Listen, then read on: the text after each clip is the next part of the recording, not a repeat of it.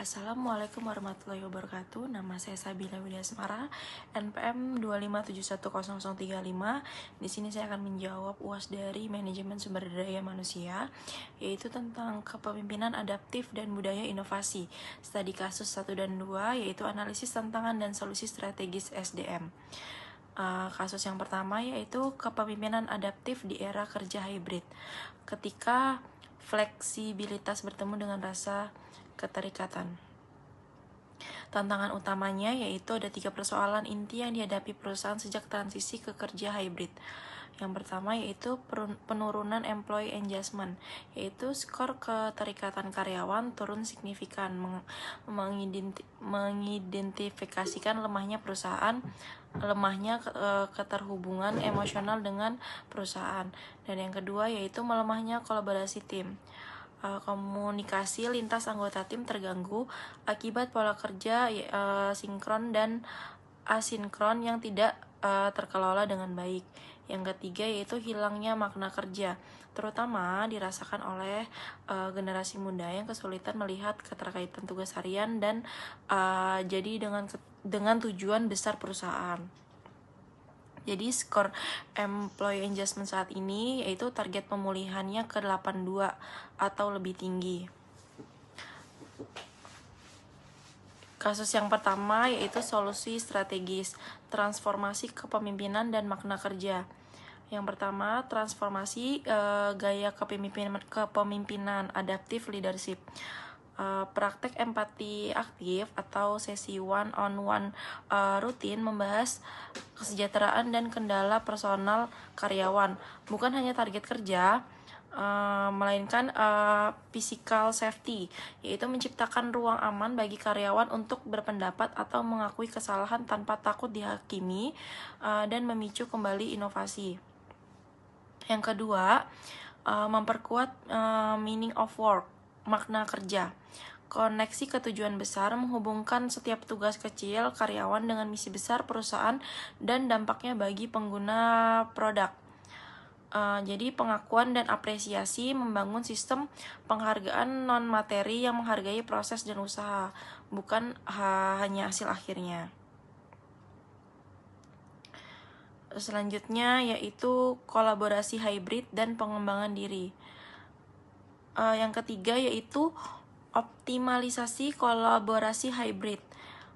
Jadi itu kesepakatan cara kerja. Jadi aturan mainnya tuh jelas kapan bekerja sinkron dan asinkron agar tidak terjadi Zoom fatigue. Ada juga ritual sosial virtual.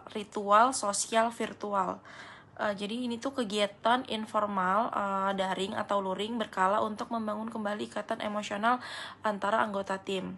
Dan yang keempat yaitu ada pengembangan diri personal. Jadi di situ ada mentorship dan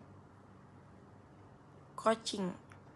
Program pendampingan membantu karyawan merancang jalur karir mereka di perusahaan.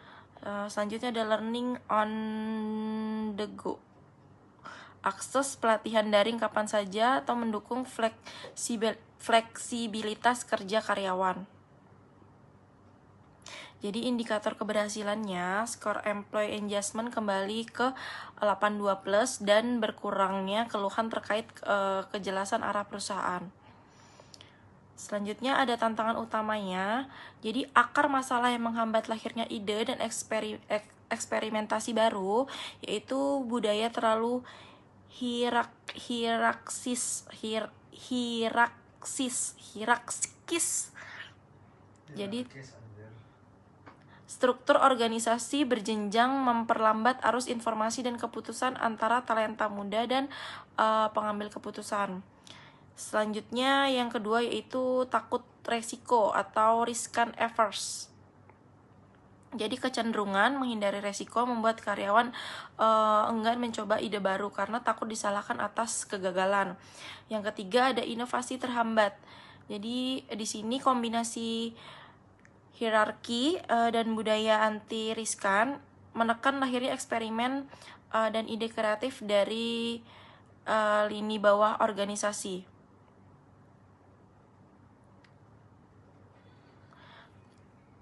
Contohnya yaitu PT Hijau Lestari, perusahaan dengan struktur hierarki yang menghambat budaya inovasi. Selanjutnya yang kedua yaitu udah kasus 2, solusi strategisnya. Jadi transformasi budaya dan debirokratisasi. Ada debirokratisasi atau proses debirokratisasi proses. Yang pertama ada innovation fast track, memangkas birokrasi panjang. Jadi itu manajer tingkat menengah diberi otoritas menyetujui proyek skala kecil atau prototip. Jadi itu strukturnya tuh lebih flat, mengurangi sekat hierarkis agar komunikasi antara talenta muda dan pengambil keputusan tuh lebih lancar. Selanjutnya ada pemberdayaan talenta atau save to fail.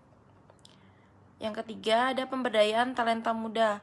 Jadi ada program otonomi, waktu khusus misalnya 20% waktu bagi karyawan mengerjakan proyek inovasi, pilihan sendiri yang relevan dengan keberlanjutan perusahaan. Selanjutnya ada reserve mentoring. Jadi itu talenta muda yang digital savvy memberi masukan ke pemimpinan senior soal tren teknologi dan efisiensi digitalnya. Selanjutnya ada implementasi teknis save to fail. Jadi tuh di sini ada laboratorium inovasi atau sandboxing. Jadi di sini tuh ada lingkungan terisolasi untuk menguji ide baru tanpa resiko mengganggu operasional utama. Jadi tuh di sini tuh merayakan kegagalan cerdas.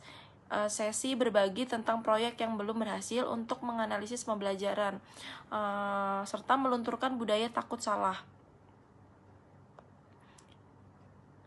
Jadi kesimpulannya kepemimpinan adaptif sebagai